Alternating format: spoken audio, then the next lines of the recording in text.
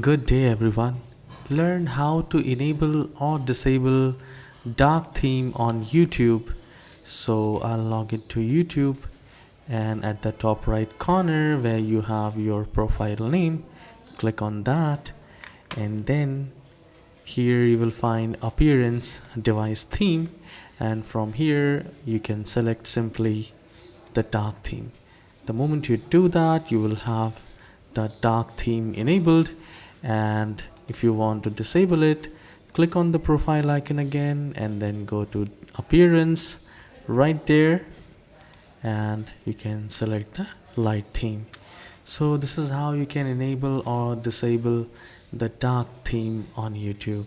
If you find this tutorial helpful, please do not forget to hit the like and subscribe. I'll see you in the next video. Have a wonderful day. Take care.